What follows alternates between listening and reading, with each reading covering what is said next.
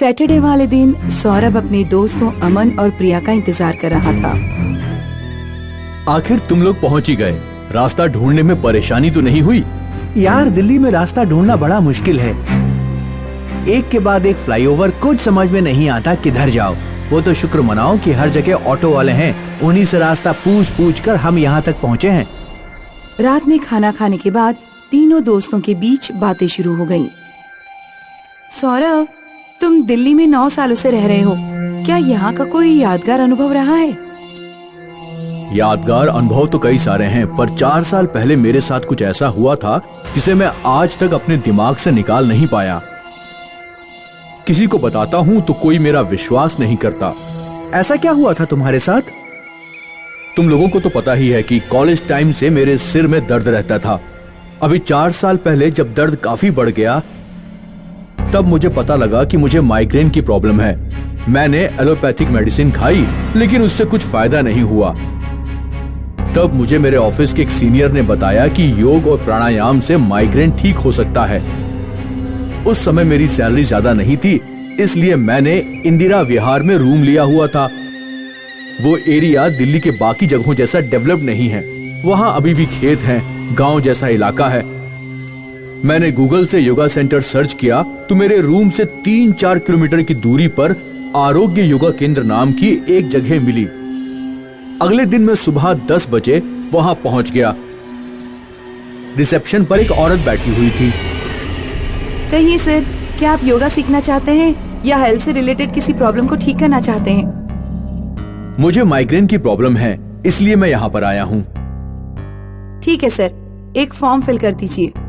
वो औरत काउंटर के नीचे झुककर फॉर्म ढूंढने लगी। तभी मैंने गर्दन घुमाकर अपनी बाईं तरफ देखा। बाईं तरफ 2 बड़े हॉल थे। मैंने देखा कि एक हॉल में बिना गर्दन की एक औरत लोगों को हाथों से निर्देश देकर कोई अजीब सी एक्सरसाइज करा रही है। हॉल में मौजूद सारे लोग गंजे थे और अपना सर अजीब तरह से घुमा रहे थे। लीजिए सर, फॉर्म फिल कर दीजिए। वो अंदर क्या हो रहा है मैम? अंदर ताक झाक करने को किसने कहा था तुमसे? आई एम सॉरी मैम, मैं तो बस ऐसे ही पूछ रहा था। ये फॉर्म फिल करके फीस जमा करो। कल सुबह 4 बजे आ जाना। रूम पर लौटने के बाद मैं उस पूरे दिन और रात ये सोचता रहा कि मुझे वहां जाना चाहिए या नहीं जाना चाहिए। मुझे खुद पर गुस्सा आ रहा था। मैंने वहां की फीस क्यों जमा कर दी? पैसे दे दिए थे, इसलिए मैं वहां गया। एक तो वो जगह वैसे ही सुनसान थी, सुबह 4 बजे, और वो भी वीरान लग रही थी।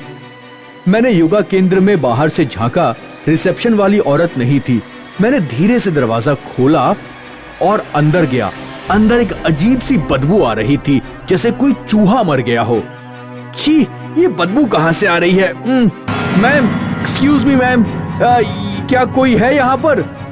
डरते हुए मैंने उसी हॉल में झांका जहां पिछली बार मैंने बिना सिर की औरत को देखा था। उस हॉल में एक औरत अकेले बैठी थी, लेकिन उसका चेहरा नहीं दिख रहा था क्योंकि उसकी पीठ मेरी तरफ थी। मैंने हॉल के दरवाजे पर नॉक करके कहा, एक्सक्यूज मी मैम।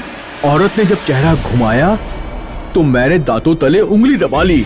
उसकी आंखों में और मुंह में लंबे लंबे चाकू घुसे हुए थे। मैंने हॉल का दरवाजा बंद कर दिया। ये सब मैं क्या देख रहा हूं?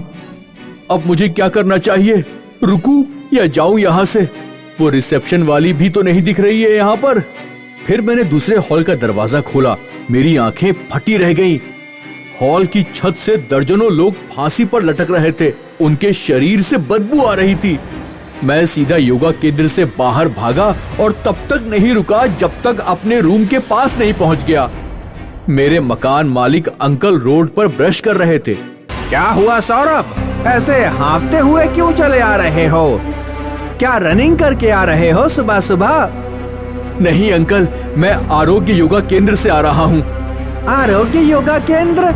लेकिन वो तो 6 साल पहले ही बंद हो चुका है ना। ये कैसे हो सकता है? मैं कल वहाँ फीस जमा करके आ रहा हूँ और मैंने वहाँ की रिसेप्शनिस्ट से बात भी की थी। उस योगा सेंटर को धीरज नाम का एक योगा गुरु चलाता था, जो बाद में अमर होने के चक्कर में तंत्र मंत्र में पड़ गया। 6 साल पहले उस योगा केंद्र में एक रिचुअल परफॉर्म करते हुए योगा गुरु के साथ दर्जनों लोगों ने आत्महत्या कर ली थी। कुछ दिनों बाद मैं ऑफिस के एक कलीग के साथ उस योगा सेंटर वाली जगह पर गया। वहां सिर्फ एक खंडहर के सिवाय और कुछ भी नहीं था। क्या तुम मेरे साथ हुई इस घटना पर विश्वास कर सकते हो? यार, सुनने में ये घटना बड़ी अजीब लग रही है। हाँ, ये सब बहुत अजीब था, पर जिंदगी में कभी कभी कुछ ऐसे अनुभव हो जाते हैं जिन्हें वक्त गुजरने के बाद पीछे पलटकर देखो तो खुद पर विश्वास करना मुश्किल होता है। काफी रात हो गई है, अब चलो सो जाते हैं। बारिश की वो रात, कभी कभी छोटी छोटी गलतियां बहुत भारी पड़ जाती हैं। ये सबक मुझे तब देखने को मिला जब 9 साल पहले मैं अपने 2 दोस्तों के साथ एक अजनबी शहर में फंस गया था। जॉब लगने से पहले मैंने और मेरे दोस्त अजय ने कई सारे एग्जाम दिए थे। हमारे एक एग्जाम का सेंटर देहरादून में पड़ा था। मैं संगम, हेलो अजय, मैं रिजर्वेशन करा रहा हूँ देहरादून का। दोनों लोगों का साथ में ही करा देता हूँ, तू मुझे कल पैसे दे देना। यार 3 लोगों का रिजर्वेशन करा देना। अपनी कोचिंग में जो आकांक्षा नाम की लड़की पढ़ती है वो भी हमारे साथ ही जाने को बोल रही थी। ये लड़कियों के झंझट में पढ़ना बेकार है, इतनी दूर का सफर है। अपने दोनों लोग चलते हैं, मजे करेंगे। आकांक्षा अपनी मम्मी के साथ मेरे घर आई थी। उसका सेंटर हमारा सेंटर एक ही है, उसका भी रिजर्वेशन करा दे वरना उसे बुरा लगेगा। आखिरकार मुझे आकांक्षा का रिजर्वेशन कराना पड़ा और फिर हम तीनों लोग साथ साथ एग्जाम देने पहुंचे। अगस्त का महीना था और बारिश बहुत ज्यादा हो रही थी। जब हम लोग एग्जाम देकर निकले तो घनघोर वर्षा हो रही थी।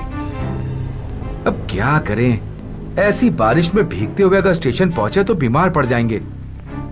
यहाँ आसपास ही में एक सिनेमा हॉल है, बर्फी मूवी लगी हुई है, मूवी देख लेते हैं, फिर चलेंगे आराम से। सीधे स्टेशन चलते हैं। अगर मूवी देखने जाएंगे तो रात हो जाएगी, फिर पता नहीं कोई सवारी मिले या ना मिले। ये कॉलेज मेन रोड से बहुत दूर है, अभी तो यहाँ कुछ सवारियां भी हैं। मेरी मूवी देखने का बहुत मन है। ये मूवी सिनेमा से उतरने वाली है, बिना देखे मैं नहीं जाऊंगा। चाहे कुछ भी हो, तुम्हारी टिकट के पैसे मैं दे दूंगा। अजय नहीं माना और हमें भी जबरदस्ती ले गया। वो सिनेमा हॉल काफी खटारा सा था, बहुत कम लोग फिल्म देखने आए थे। जब हम सिनेमा हॉल से बाहर लौटे तो मौसम और भी खराब हो चुका था। सड़क पर कमर तक पानी बह रहा था। दूर दूर तक ना कोई ऑटो दिख रहा था, ना रिक्शा जो हमें स्टेशन छोड़ सके। मैंने पहले ही मना किया था ना, सिनेमा मत जाओ। हम लोग किसी तरह रोड के किनारे किनारे आगे बढ़ने लगे। तभी आकांक्षा का पैर फिसल गया और उसके सारे कपड़े गंदे हो गए। मैंने मन में सोचा कि काश आकांक्षा को साथ में ना लाए होते तो हम लड़के किसी भी हालत में स्टेशन पहुंच जाते। हम लोग परेशान खड़े थे, तभी हमारे पीछे एक दरवाजा खुला। एक औरत ने दरवाजा खोला। आंटी जी, क्या कुछ देर के लिए हम आपके घर रुक सकते हैं?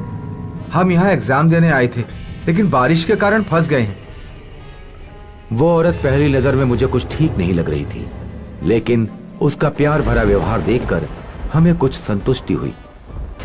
हम तीनों उसके घर में चले गए। बेटी, तुम बाथरूम में जाकर कपड़े बदल लो, मैं तुम लोगों के लिए चाय बना देती हूँ। आंटी किचन में चली गई और आकांक्षा बाथरूम की तरफ गई। आकांक्षा ने जैसे ही बाथरूम का दरवाजा खोला वो चीख पड़ी।